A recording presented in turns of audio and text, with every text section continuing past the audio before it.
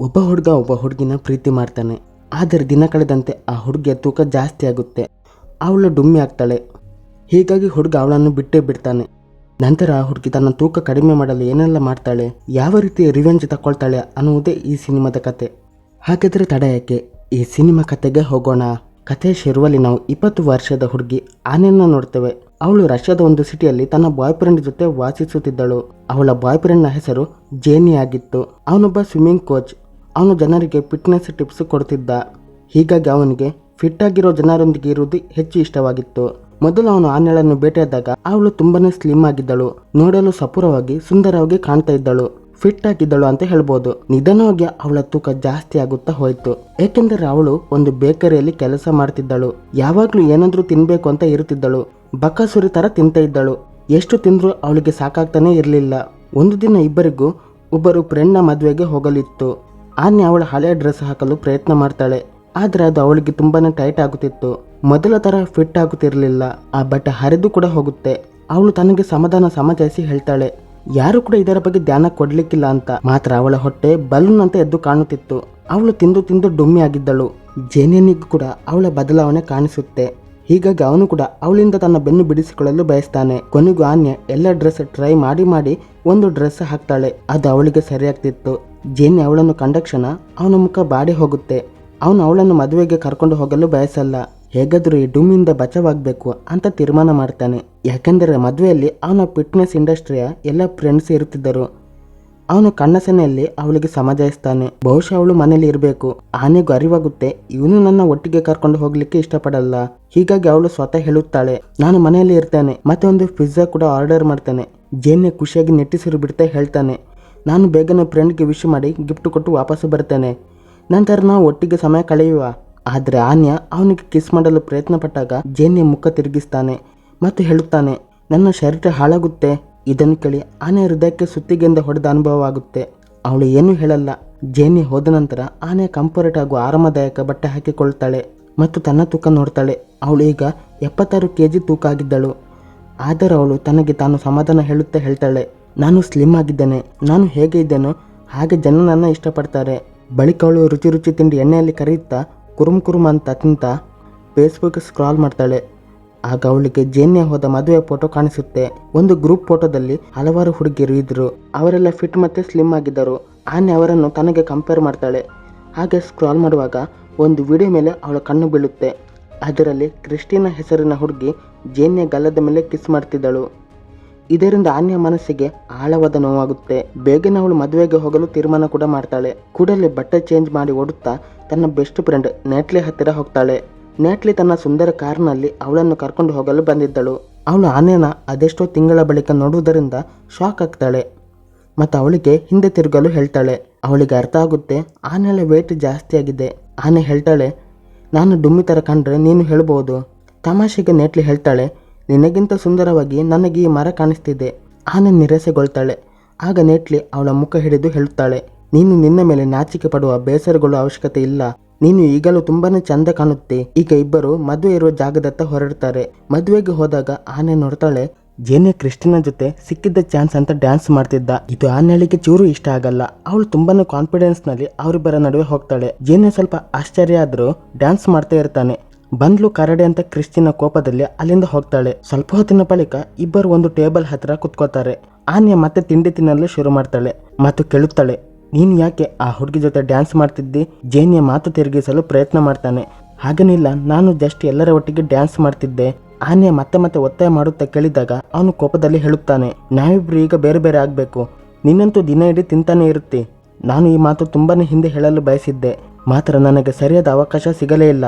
ಆನೆ ಕಣ್ಣಲ್ಲಿ ಕಣ್ಣೀರು ಬರುತ್ತೆ. ಅವಳು ಹೇಳುತ್ತಾಳೆ, ನೀನು ಹೀಗೆ ಮಾಡಲು ಸಾಧ್ಯವಿಲ್ಲ. ಜೇನೆ ಹೇಳ್ತಾನೆ, ಇದರಲ್ಲಿ ನಿನ್ನದೇ ತಪ್ಪಿದೆ. ನಾವು ಮೊದಲ ಸಲ ಭೇಟಿಯಾದಾಗ ನೀನು ಬೇರೆ ರೀತಿ ಕಾಣ್ತಾ ಇದ್ದಿ. ಆನೆ ಹೇಳುತ್ತಾಳೆ, ನಾನೊಬ್ಬಳು ಬೆಸ್ಟ್ ಶೆಫ್. ದಿನ ಇಡೀ ತಿನ್ನೋದ್ರಲ್ಲಿ ಕಳೆದು ಹೋಗ್ತಾ ಇರ್ತೇನೆ. ಜೇನೆ ಹೇಳುತ್ತಾನೆ, ನೀನು ಜಾಸ್ತಿ ತಿನ್ನುವುದು ಕಂಟ್ರೋಲ್ ಮಾಡಬೇಕು. ಆಗಲೇ ನವವಿವಾಹಿತ ಜೋಡಿ ಅವರ ಹತ್ತಿರ ಬರ್ತಾರೆ. ಮದುವೆ ಹುಡುಗ ಅಂದರೆ ವರ ಆನೆಳಿಗೆ ಕೇಳ್ತಾನೆ, ಏನು ನೀನು ಪ್ರೆಗ್ನೆಂಟಾ? ಈಗ ಸಿಚುವೇಶನ್ ಇನ್ನೂ ಖರಾಬ್ ಆಗುತ್ತೆ. ಆನೆ ಒಂದೇ ಸಮನೆ ಅಳಲು ಪ್ರಾರಂಭ ಮಾಡ್ತಾಳೆ. ಜೇನಿ ಹೇಳ್ತಾನೆ, ಇಲ್ಲಿ ತುಂಬಾನೇ ಜನರಿದ್ದಾರೆ. ಅಂತ ಅವಳಿಗೆ ವಿದಾಯ ಹೇಳಿ ಅಲ್ಲಿಂದ ಹೋಗಿಬಿಡ್ತಾನೆ. ಒಳಗೊಳಗೆ ಆನೆ ಒಡೆದು ಹೋದಂತೆ ಆಗಿದ್ದಳು. ಚುಪ್ಚಾಪಾಗಿ ಬಸ್ಸಿಂದ ಅಮ್ಮನ ಮನೆತ ಹೊರಡ್ತಾಳೆ. ಮನೆಗೆ ಹೋದಾಗ ಅವಳಮ್ಮ ಶಿಮೋನ್ ಹೆಸರಿನ ವ್ಯಕ್ತಿ ಜೊತೆ ಇದ್ದರು. ಅವನನ್ನು ಅವರು ಡೇಟ್ ಮಾಡ್ತಿದ್ರು. ಶಿಮೋನ್ ಹೇಳುತ್ತಾನೆ ಅವನೊಬ್ಬ ಹಾರ್ವೆಸ್ಟರ್ ಆಪರೇಟರ್. ಸ್ವಲ್ಪ ಹೊತ್ತಿನ ಬಳಿಕ ಅವನ ಸಹಚರರು ಅವನನ್ನು ಕರ್ಕೊಂಡು ಹೋಗಲು ಬರ್ತಾರೆ. ಅವನು ಅಲ್ಲಿಂದ ಹೋಗಿಬಿಡ್ತಾನೆ. ಆನ್ಯ ಅವಳ ಅಮ್ಮನಿಗೆ ಅಳುತ್ತಾ ಹೇಳುತ್ತಾಳೆ, ಜೇನಿ ನನ್ನ ಬಿಟ್ಟು ಬಿಟ್ಟ, ನಾನು ದಪ್ಪ ಡುಮ್ಮಿ ಆಗಿದ್ದೇನಂತ. ಅಮ್ಮ ಅವಳಿಗೆ ಸಮಾಧಾನ ಪಡಿಸಲು ಪ್ರಯತ್ನ ಮಾಡ್ತಾಳೆ. ನೀನು ದಪ್ಪ ಆಗಿಲ್ಲ, ನಿನ್ನ ಮೂಳೆಗಳು ದೊಡ್ಡದಾಗಿವೆ. ಆದರೆ ಈ ಮಾತು ಆನೆಯ ಮನಸ್ಸು ಇನ್ನೂ ಒಡೆದು ಹೋಗುವಂತೆ ಮಾಡುತ್ತೆ. ಅಮ್ಮ ಹೇಳುತ್ತಾರೆ, ನೀನು ನನ್ನ ಒಟ್ಟಿಗೆ ಇರಬಹುದು. ಆನೆ ಹೇಳುತ್ತಾಳೆ, ನನಗೆ ಆ ಶಿಮೋನ್ ಚೂರು ಇಷ್ಟ ಆಗ್ಲಿಲ್ಲ. ಅಮ್ಮ ಹೇಳ್ತಾಳೆ, ಅವನ ವರ್ತನೆ ವಿಚಿತ್ರ, ಆದ್ರೆ ಅವನು ಹೃದಯದಿಂದ ಒಳ್ಳೆಯವನು. ಕನಿಷ್ಠ ಪಕ್ಷ ನಿನ್ನ ಅಪ್ಪನ ಹಾಗೆ ನನ್ನ ಬಿಟ್ಟಂತೂ ಹೋಗಲ್ಲ. ರಾತ್ರಿ ವೇಳೆ ಆನ್ಯ ಸೋಫಾ ಮೇಲೆ ಮಲಗಿರ್ತಾಳೆ. ಅವಳ ಅಮ್ಮನ ಗೊರಕಿಂದ ಅವಳಿಗೆ ನಿದ್ರೆ ಕೂಡ ಬರುವುದೇ ಇಲ್ಲ. ಅವಳು ಮೊಬೈಲ್ನಲ್ಲಿ ಹಳೆ ಫೋಟೋಗಳನ್ನು ನೋಡತೊಡಗ್ತಾಳೆ ಮತ್ತು ಯೋಚನೆ ಮಾಡುತ್ತಾಳೆ, ಅವಳು ಮೊದಲು ಹೇಗೆ ಡಿಫ್ರೆಂಟ್ ಆಗಿದ್ಲು. ಮರುದಿನ ಬೆಳಿಗ್ಗೆ ಆನ್ಯ ಅವಳ ಫ್ರೆಂಡ್ನ ಮನೆಗೆ ಬಂದಿದ್ದಳು. ಬಾಲ್ಕನಿಯಲ್ಲಿ ಕುಳಿತು ಬ್ರೇಕಪ್ ಬಗ್ಗೆ ಮಾತು ಶುರು ಮಾಡ್ತಾಳೆ. ನ್ಯಾಟ್ಲಿ ಹೇಳುತ್ತಾಳೆ, ಜೇನು ನಿನ್ನ ಎಲ್ಲ ವಸ್ತುಗಳನ್ನು ನನ್ನ ಮನೆಯಲ್ಲಿ ಬಿಟ್ಟು ಹೋದ. ನೀನು ಸ್ವಲ್ಪ ದಿನ ನಮ್ಮಲ್ಲಿ ಇರಬಹುದು. ಎಲ್ಲಿ ತನಕ ಹೊಸ ಮನೆ ಸಿಗುವುದಿಲ್ಲ ಅಲ್ಲೇ ತನಕ. ನ್ಯಾಟ್ಲಿ ಅವಳಿಗೆ ಸಮಾಧಾನ ಮಾಡ್ತಾಳೆ. ಆದರೂ ಆನ್ಯ ಅಳುತ್ತಾಳೆ. ಅವಳ ಮನಸ್ಸಲ್ಲಿ ದುಃಖ ಈಗಲೂ ಇರುತ್ತೆ. ಈಗಲೂ ಕೂಡ ಅವಳು ಅಳಲು ಬಯಸ್ತಾಳೆ. ನ್ಯಾಟ್ಲಿ ಹಸ್ಬೆಂಡ್ ಡಿಮಸ್ ಅವನು ಅವಳನ್ನು ಖುಷಿಯಾಗಿಸುವ ಪ್ರಯತ್ನ ಮಾಡ್ತಾನೆ ಮತ್ತು ಹೇಳ್ತಾನೆ, ನೀನು ಇಡೀ ನಗರದ ಎಲ್ಲರಿಗಿಂತ ಸುಂದರ ಡುಮ್ಮಿ ಹುಡುಗಿ. ಈ ಮಾತುಗಳು ಆನೆಗೆ ಚೂರು ಇಷ್ಟವಂತೂ ಆಗಲ್ಲ. ಇಡೀ ರಾತ್ರಿ ಅವಳು ಬಾಲ್ಕನಿಯಲ್ಲಿ ಬೇಜಾರಿನಲ್ಲಿ ಒದ್ದಾಡುತ್ತಾ ಅಳುತ್ತಾ ಸಮಯ ಕಳೀತಾಳೆ. ಬೆಳಿಗ್ಗೆ ನ್ಯಾಟ್ಲಿ ಅವಳ ಹತ್ತಿರ ಬರುತ್ತಾಳೆ. ಹೀಗೆ ಮಾತಾಡುತ್ತಾ ಹೇಳುತ್ತಾಳೆ, ನನ್ನ ಫ್ರೆಂಡ್ ವಾಲ್ಕಾ ಕೂಡ ತುಂಬಾನೇ ದಪ್ಪ ಆಗಿದ್ದಳು. ಅವಳ ಬಾಯ್ ಫ್ರೆಂಡ್ ಕೂಡ ಅವಳನ್ನು ಬಿಟ್ಟ. ಅವಳು ಅಳುವುದು ಬಿಟ್ಟು ಜಿಮ್ ಜಾಯಿನ್ ಆದ್ಲು. ಕೇವಲ 1 ತಿಂಗಳಲ್ಲೇ ಅವಳು ಸಪೂರ ಸ್ಲಿಮ್ ಆದ್ಲು. ಅವಳ ಬಾಯ್ ಫ್ರೆಂಡ್ ವಾಪಸ್ ಬಂದಾಗ ಅವನು ಪಶ್ಚಾತ್ತಾಪ ಪಡುವಂತಾಯ್ತು. ಆನೆ ಹೇಳ್ತಾಳೆ, ನನ್ನ ಹತ್ತಿರ ಜಿಮ್ ಜಾಯಿನ್ ಆಗುವಷ್ಟು ಹಣ ಇಲ್ಲ. ನ್ಯಾಟ್ಲಿ ನಗುತ್ತಾ ಹೇಳುತ್ತಾಳೆ, ಈ ಸಿಟಿಯಲ್ಲಿ 20 ಜಿಮ್ ಸೆಂಟರ್ಗಳಿವೆ. ಪ್ರತಿಯೊಂದು ಜಿಮ್ 1 ಗಂಟೆ ಫ್ರೀ ಟ್ರಯಲ್ ಕೊಡುತ್ತೆ. ನೀನು ಒಂದೊಂದಾಗಿ ಎಲ್ಲ ಜಿಮ್ ಟ್ರೈ ಮಾಡಬಹುದು, ಅದು ಕೂಡ ಹಣವನ್ನು ಖರ್ಚು ಮಾಡದೆ. ಆನ್ಯ ಮೊದಲ ಸಲ ಸ್ವಲ್ಪ ಧೈರ್ಯದಿಂದ ಅವಳತ್ತ ನೋಡ್ತಾಳೆ. ಮರುದಿನ ಬೆಳಿಗ್ಗೆ ಆನ್ಯ ತನ್ನ ಸ್ವತಃ ಮೋಟಿವೇಟ್ ಮಾಡ್ತಾಳೆ. 1 ಗ್ಲಾಸ್ ನೀರು ಕೂಡ ಕುಡಿತಾಳೆ ಮತ್ತು ಮೊದಲ ಸಲ ಜಿಮ್ಗೆ ಹೋಗ್ತಾಳೆ. ಅಲ್ಲಿರೋ ಮೆಷಿನ್ಗಳನ್ನು ಅರಿತುಕೊಳ್ಳಲು ಪ್ರಯತ್ನ ಮಾಡ್ತಾಳೆ. ಆದರೆ ಅದು ಅಷ್ಟೊಂದು ಸುಲಭ ಕೂಡ ಇರುವುದಿಲ್ಲ. ಒಂದು ಕಡೆ ಅವಳು ಕಾಲು ಜಾರಿ ಬೀಳ್ತಾಳೆ. ಅವಳ ಎಲ್ಲ ಪ್ರಯತ್ನ ಇಲ್ಲಿ ನೀರಲ್ಲಿ ಹೋಮ ಮಾಡಿದಂತೆ ಆಗುತ್ತೆ. ಯಾಕೆಂದರೆ ಜಿಮ್ನ 1 ಗಂಟೆ ನಂತರ ಅವಳು ಕೆಫೆಯಲ್ಲಿ ಕುಳಿತು ಫಾಸ್ಟ್ ಫುಡ್ ತಿನ್ನಲು ಪ್ರಾರಂಭ ಮಾಡಿದ್ದಳು. ನ್ಯಾಟ್ಲಿ ಅದೇ ಕೆಫೆಯಲ್ಲಿ ಕೆಲಸ ಮಾಡ್ತಿದ್ದಳು. ಕೋಪದಲ್ಲಿ ಅವಳು ಆನೆ ತಿನ್ನುತ್ತಿದ್ದ ಬರ್ಗರ್ ಬಿಸಾಡ್ತಾಳೆ ಮತ್ತು ಹೇಳುತ್ತಾಳೆ, ಒಂದ್ ವೇಳೆ ನೀನು ನಿನ್ನ ಮೇಲೆ ಕಂಟ್ರೋಲ್ ಹಿಡದೇ ಇದ್ರೆ ನಿನ್ನ ತೂಕ ಕಮ್ಮಿ ಮಾಡಲು ಆಗಲ್ಲ. ಆನೆ ಉತ್ತರ ಕೊಡ್ತಾಳೆ, ನಾನು ಇವತ್ತು ತುಂಬಾನೇ ಕ್ಯಾಲೋರಿ ಬರ್ನ್ ಮಾಡಿದ್ದೆ. ನ್ಯಾಟ್ಲಿ ಕೋಪದಲ್ಲಿ ಹೇಳ್ತಾಳೆ, ಕೇವಲ ಎಕ್ಸರ್ಸೈಸ್ ನಿಂದ ಕೆಲಸ ನಡೆಯಲ್ಲ, ನೀನು ತಿನ್ನುವ ಆಹಾರದಲ್ಲಿ ಕೂಡ ಕಂಟ್ರೋಲ್ ಮಾಡಬೇಕು. ಮನೆಗೆ ಬಂದು ಆನ್ಯ ತನ್ನ ಇಡೀ ಶರೀರದ ಮೇಲೆ ಲೋಷನ್ ಹಚ್ಚುತ್ತಾಳೆ ಮತ್ತು ತನ್ನ ಪ್ಲಾಸ್ಟಿಕ್ ಪೇಪರ್ನಿಂದ ಸುತ್ತುತ್ತಾಳೆ. ಇದರಿಂದ ತನ್ನ ತೂಕ ಸ್ವಲ್ಪ ಆದರೂ ಕಮ್ಮಿ ಆಗ್ಬೋದು ಅನ್ನೋ ನಂಬಿಕೆಯಿಂದ. ಇಷ್ಟಾದರೂ ಅವಳು ತಿನ್ನುವುದರ ಮೇಲೆ ಕಂಟ್ರೋಲ್ ಮಾಡಿರಲ್ಲ. ಇಡೀ ಚಿಪ್ಸ್ನ ಪ್ಯಾಕೆಟ್ ತಿಂದು ಬಿಡ್ತಾಳೆ. ಅರ್ಧ ರಾತ್ರಿ ಅವಳು ಫ್ರಿಜ್ಜಿನಲ್ಲಿರೋ ತಿಂಡಿ ತಿನ್ನಲು ಹೋದಾಗ ನ್ಯಾಟ್ಲಿ ಅವಳನ್ನು ಹಿಡಿತಾಳೆ. ಮರುದಿನ ಬೆಳಿಗ್ಗೆ ಆನ್ಯ ಗಟ್ಟಿ ನಿರ್ಧಾರ ಮಾಡುತ್ತಾಳೆ, ಇನ್ನು ಅವಳು ಯಾವುದೇ ಆರೋಗ್ಯಕ್ಕೆ ಒಳ್ಳೆಯದಾಗಿರದ ತಿಂಡಿ ತಿನ್ನುವುದಿಲ್ಲ ಅಂತ. ಇದು ಅಷ್ಟೊಂದು ಸುಲಭ ಅಂತೂ ಆಗಿರಲಿಲ್ಲ. ಏಕೆಂದರೆ ಅವಳೊಂದು ಬೇಕರಿಯಲ್ಲಿ ಕೆಲಸ ಮಾಡ್ತಿದ್ದಳು. ಒಂದು ಕೇಕ್ ಮೇಲೆ ಅವಳು ಐಸಿಂಗ್ ಹಾಕುತ್ತಿರುವಾಗ ಬೈ ಮಿಸ್ ಆಗಿ ಬೆರಳುಗಳಿಂದ ಐಸಿಂಗ್ ನೆಕ್ಕುತ್ತಾಳೆ. ಇದಕ್ಕೆ ಶಿಕ್ಷೆಯಾಗಿ 10 ಸಲ ಬಸ್ಕಿ ಹೊಡಿತಾಳೆ. ಇಡೀ ದಿನ ಬೇಕರಿಯಲ್ಲಿರೋ ತಿಂಡಿಯ ಪರಿಮಳಕ್ಕೆ ಅವಳು ಏನಾದರೂ ತಿನ್ನಬೇಕು ಅಂತ ಇರುತ್ತಾಳೆ. ಎಲ್ಲರೂ ತಿನ್ನುವುದು ನೋಡಿ ಅವಳಿಗೂ ಮನಸ್ಸಾಗುತ್ತೆ. ತನ್ನ ಗಟ್ಟಿ ನಿರ್ಧಾರ ನೆನಪಾಗಿ ಕಂಟ್ರೋಲ್ ಮಾಡ್ತಾಳೆ. ಒಂದು ಸಲ ಅವಳು ಒಂದು ಕೇಕ್ ಹತ್ತಿರ ಇದ್ದಾಗ ಅದನ್ನು ನೋಡ್ತಾನೆ ಇರುತ್ತಾಳೆ. ಅದರಿಂದ ತನ್ನ ತಪ್ಪಿಸಿಕೊಳ್ಳಲು ಪ್ರಯತ್ನ ಕೂಡ ಮಾಡುತ್ತಾಳೆ. ಎಷ್ಟೇ ಪ್ರಯತ್ನ ಪಟ್ಟರೂ ಕೊನೆಗೆ ಅವಳು ಸೋತು ಬಿಡುತ್ತಾಳೆ. ಅರ್ಧ ಕೇಕ್ ಒಂದೇ ಸಲಕ್ಕೆ ತಿಂದು ಮುಗಿಸ್ತಾಳೆ. ಆನೆಗೆ ಅರ್ಥವಾಗುತ್ತೆ, ಅವಳೊಬ್ಬಳೇ ಈ ಹೋರಾಟದಲ್ಲಿ ಏನು ಮಾಡಲು ಸಾಧ್ಯವಿಲ್ಲ. ಕೂಡಲೇ ಅವಳು ಸೆಲ್ಫ್ ಗ್ರೂಪ್ನ ತಲಾಶೆ ಪ್ರಾರಂಭಿಸ್ತಾಳೆ. ಯಾವ ರೀತಿ ಗ್ರೂಪ್ ಅಂದರೆ ಹೆಚ್ಚು ತಿನ್ನುವುದರಿಂದ ತಪ್ಪಿಸಿಕೊಳ್ಳೋ ಗ್ರೂಪ್. ಅವರ ಮೀಟಿಂಗ್ನಲ್ಲಿ ಶಾಮೀಲು ಕೂಡ ಆಗ್ತಾಳೆ. ಈ ಮೀಟಿಂಗ್ಗೆ ಒಬ್ಬ ಹುಡುಗ ಕೂಡ ಬರುತ್ತಾನೆ. ಅವನ ಹೆಸರು ಕೊಲ್ಯ. ಆನೆ ತನ್ನ ಡುಮ್ಮಿ ಅಂತ ಅಂದುಕೊಳ್ಳಲ್ಲ, ಅದನ್ನು ಒಪ್ಪಿಕೊಳ್ಳಲು ತಯಾರಿ ಇರುವುದಿಲ್ಲ.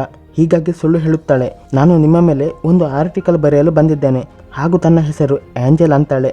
ಮಾತ್ರ ಗ್ರೂಪ್ನ ಮಹಿಳೆಯರು ತಮ್ಮನ್ನು ತಾವು ಡುಮ್ಮಿ ಅಂತ ಒಪ್ಪಿಕೊಳ್ಳಲು ತಯಾರಿ ಇರಲಿಲ್ಲ. ಎಲ್ಲರೂ ಈ ವಿಷಯದ ಮೇಲೆ ಗಲಾಟೆ ಮಾಡಲು ಶುರು ಮಾಡ್ತಾರೆ, ಗ್ರೂಪ್ನ ಹೆಸರು ಏನು ಇಡಬಹುದಂತ.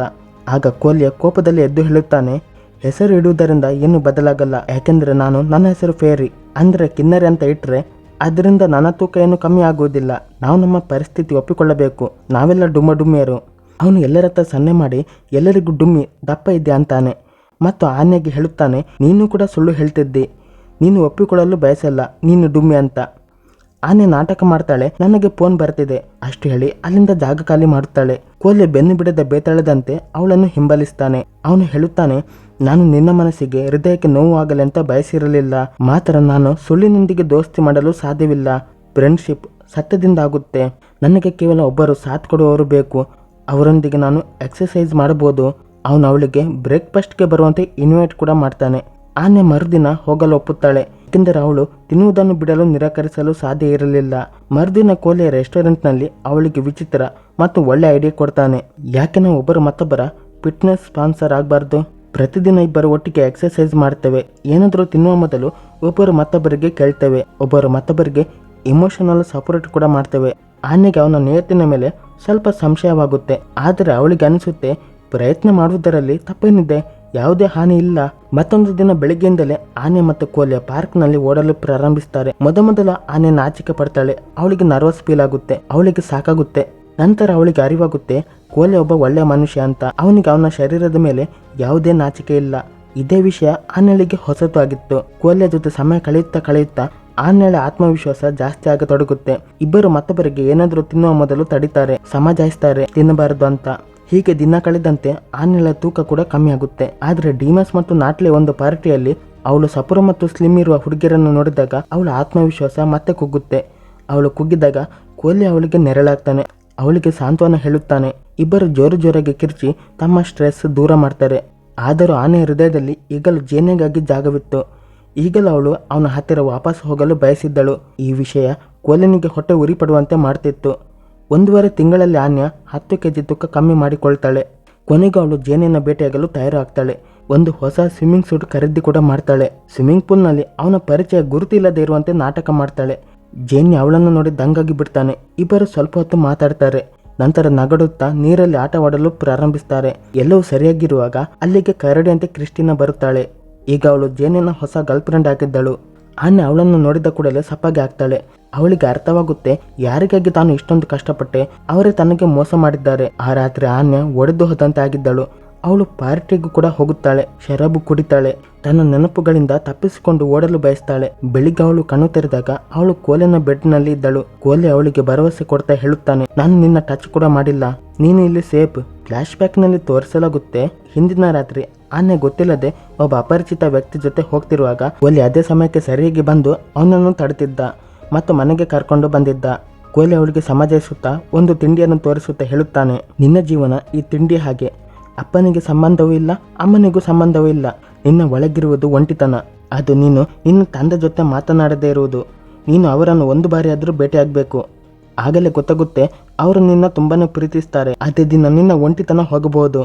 ಅಸಲಿಗೆ ಅವಳು ತಂದೆ ಮತ್ತು ತಾಯಿಯಿಂದ ಸಪರೇಟ್ ಇದ್ದೇನೆ ಅನ್ನುವುದು ಮೊದಲೇ ಕೋಲೆನಿಗೆ ಹೇಳಿದ್ದಳು. ತಂದೆ ಅವಳ ಅಮ್ಮನನ್ನು ಬಿಟ್ಟು ಹೋಗಿದ್ದರು. ಮತ್ತೊಂದಿನ ಆನ್ಯ ಅಮ್ಮನ ಮನೆಗೆ ಹೋಗ್ತಾಳೆ. ಅವಳು ಇದ್ದ ವಿಷಯ ಹೇಳುತ್ತಾಳೆ. ನಾನು ನನ್ನ ಡ್ಯಾಡ್ನ ಜೊತೆ ಮಾತಾಡಬೇಕು. ಅವಳಮ್ಮ ಓಲ್ಗೆ ಹೇಳುತ್ತಾಳೆ, ಆ ವ್ಯಕ್ತಿ ನನಗೆ ನೋವು ಕೊಟ್ಟ, ಅವನು ನಿನಗೂ ಕೊಡ್ತಾನೆ.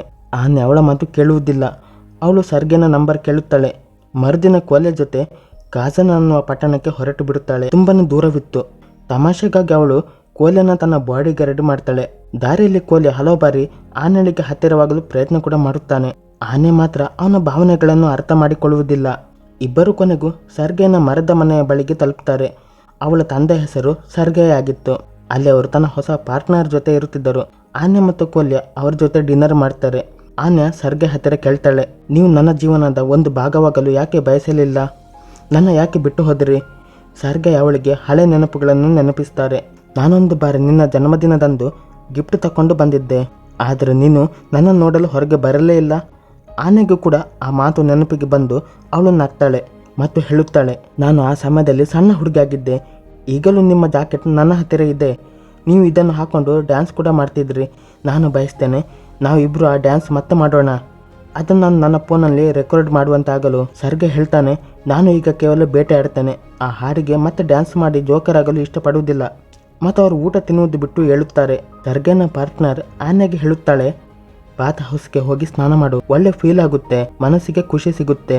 ಆದರೆ ಗ್ರಹಚಾರ ಕೆಟ್ಟಿತ್ತನ್ನುವಂತೆ ರಾತ್ರಿ ವೇಳೆ ಕತೆ ಉಲ್ಟಾಗುತ್ತೆ. ಆನೆ ಕೈಯಿಂದ ತಪ್ಪಿ ಕ್ಯಾಂಡಲ್ ಲೈಟ್ ಬಿದ್ದಾಗ ಪೂರ್ತಿ ಮನೆ ಬೆಂಕಿಯಲ್ಲಿ ಹೊತ್ತಿ ಉರಿಯತೊಡಗಿತ್ತು. ಕೋಲೆ ನೀರು ಹಾಕಿ ಆನೆ ಬಟ್ಟೆಗೆ ತಾಗಿದ್ದ ಬೆಂಕಿ ನಂದಿಸ್ತಾನೆ. ಸರ್ಗೆ ಅವಳ ಮೇಲೆ ಚಿರುತ್ತಾನೆ. ನೀನು ನನ್ನ ಮನೆಗೆ ಬೆಂಕಿ ಹಾಕಿದೆ. ಅವನಿಗೆ ಆನೆಗಳ ಸುರಕ್ಷೆ ಬಿಟ್ಟು ಮನೆಯದ್ದೇ ಚಿಂತೆ ಆಗಿತ್ತು. ಕೋಲೆ ಅವನ ಮೇಲೆ ಕೂಗುತ್ತಾ ಹೇಳುತ್ತಾನೆ, ನೀನು ನಿನ್ನ ಮಗಳ ಮೇಲೆ ಹೇಗೆ ಹೀಗೆ ಕೂಗಲು ಸಾಧ್ಯ? ಅವಳೀಗ ಬೆಂಕಿಯಲ್ಲಿ ಹುತ್ತಿ ಉರಿತಿದ್ದಳು. ಸರ್ಗೆ ಶಾಂತ ಸ್ವರದಲ್ಲಿ ಉತ್ತರ ಕೊಡ್ತಾನೆ, ಇವಳಿಗೆ ಬೆಂಕಿ ತಾಗಿಲ್ಲ, ಸೇಫ್ ಆಗಿದ್ದಾಳೆ. ನನ್ನ ಮನೆ ಹೋಯ್ತು. ನೀವಿಬ್ರು ಇಲ್ಲಿಗೆ ಯಾಕಾದ್ರೂ ಬಂದ್ರಿ? ಕೋಲೆ ಹೇಳುತ್ತಾನೆ, ಯಾಕೆಂದ್ರೆ ಅವಳು ತನ್ನೊಳಗಿನ ಒಂಟಿತನ ಕಳೆಯಲು ಬಯಸಿದ್ದಳು. ಆನೆ ಮತ್ತು ಕೋಲ್ಯ ಅಲ್ಲಿ ನಿಲ್ಲದೆ ವಾಪಸ್ ಮನೆಗೆ ಬರ್ತಾರೆ. ಬೇರೆಯಾಗುವ ಮೊದಲು ಆನೆ ಅವನ ಮೂಗಿನ ಮೇಲೆ ಸಣ್ಣ ಕಿಸ್ ಮಾಡ್ತಾಳೆ. ಕೋಲೆ ಖುಷಿಯಲ್ಲೇ ಮನಸ್ಸಲ್ಲೇ ಕುಣಿದಾಡ್ತಾನೆ. ಅವನು ತನ್ನ ವಾಚ್ ಮಾರಿ ಅವಳಿಗಾಗಿ ಹೊಸ ಹೂ ಖರೀದಿ ಮಾಡ್ತಾನೆ.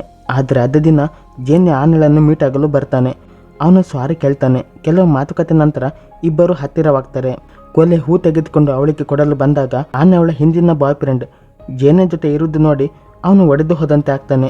ಮರುದಿನ ಬೆಳಿಗ್ಗೆ ಆನ್ಯ ನಿದ್ದೆಯಿಂದ ಜೇನೆ ಜೊತೆ ಎಚ್ಚರಗೊಳ್ಳುತ್ತಾಳೆ. ಜೇನಿಯ ಮುಗುಳು ನಗುತ್ತಾ ಹೇಳುತ್ತಾನೆ, ನೀನು ಈಗ ಮೊದಲಿಗಿಂತ ತುಂಬಾನೇ ಚಂದ ಕಾಣುತ್ತೆ. ಆದರೂ ಆನ್ಯಳಿಗೆ ಈ ವಿಷಯದ ಮೇಲೆ ನಂಬಿಕೆ ಇರುವುದಿಲ್ಲ. ತಾನು ಸುಂದರವಾಗಿ ಕಾಣುತ್ತೇನೆ ಅಂತ ಅವಳಿಗೆ ಅನಿಸುತ್ತೆ. ತನಗೆ ಈ ರೀತಿಯ ಪ್ರೀತಿ ಸಂಬಂಧ ಬೇಡ. ಅದರಲ್ಲಿ ಪ್ರತಿದಿನ ಭಯ ಇರುವಂತೆ, ಅವಳ ಪಾರ್ಟ್ನರ್ ಅವಳನ್ನು ಬಿಡುವಂತೆ.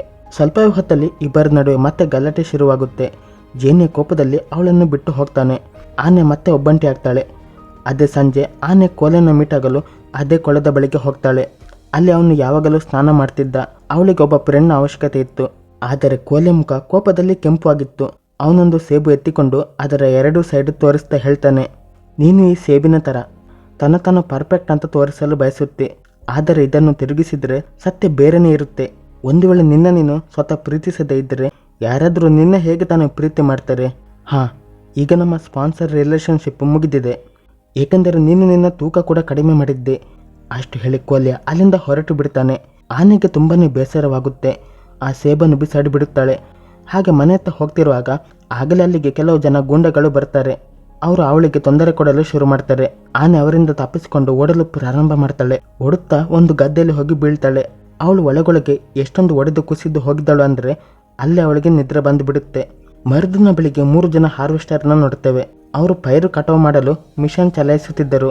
ಅವರಲ್ಲಿ ಒಬ್ಬ ಶಿಮನ್ ಕೂಡ ಆಗಿದ್ದ. ಅವನ ದೃಷ್ಟಿ, ಅವನ ಗಮನ ಆನೆ ಮೇಲೆ ಬೀಳುತ್ತೆ. ಅವಳು ಈಗಲೂ ನಿದ್ರೆಯಲ್ಲಿದ್ದಳು.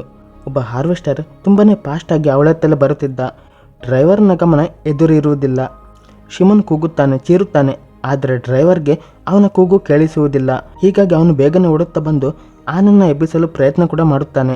ಆನೆಗಳ ಕಣ್ಣು ಕೂಡ ತೆರೆಯುತ್ತೆ. ದೊಡ್ಡ ಅನಾಹುತದಿಂದ ಪಾರಾಗ್ತಾರೆ. ಆನೆಳಿಗೆ ಅರಿವಾಗುತ್ತೆ ಶಿಮನ್ ಒಬ್ಬ ಒಳ್ಳೆಯ ಮನುಷ್ಯ. ಅವಳು ಅವನಿಗೆ ನೇರವಾಗಿ ಕೇಳುತ್ತಾಳೆ, ಏನು ನೀನು ನಿಜವಾಗಿ ನನ್ನ ಅಮ್ಮನನ್ನು ಪ್ರೀತಿ ಮಾಡ್ತೀಯಾ? ಅವನು ಹಾ ಅನ್ನುತ್ತಾ ಉತ್ತರ ಕೊಡ್ತಾನೆ. ಅವಳು ಈಗ ಶಿಮನ್ ಜೊತೆ ಮನೆಗೆ ವಾಪಸ್ ಬರುತ್ತಾಳೆ. ಅವರಿಬ್ಬರು ಈಗ ಒಳ್ಳೆ ಫ್ರೆಂಡ್ಸ್ನಂತೆ ಮಾತು ಶುರು ಮಾಡಿದ್ದರು. ಇಬ್ಬರನ್ನು ನೋಡಿ ಓಲ್ಗ ಕೂಡ ಖುಷಿಯಾಗುತ್ತಾಳೆ. ಮಾರನೇ ದಿನ ಬೆಳಿಗ್ಗೆ ಆನೆ ನೆಟ್ಲಿ ಮನೆಗೆ ಹೋಗ್ತಾಳೆ.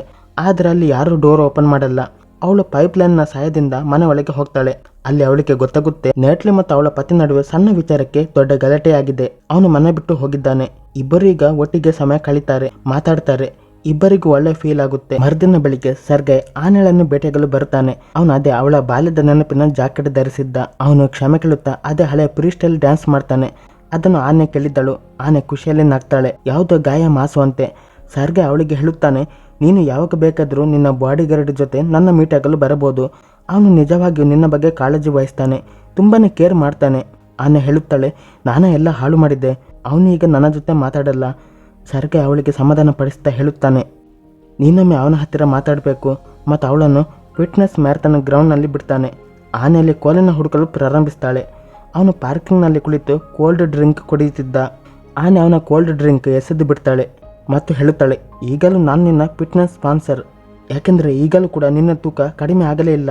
ಕೋಲ್ಯ ಸ್ವಲ್ಪ ಆಶ್ಚರ್ಯ ಆಗ್ತಾನೆ.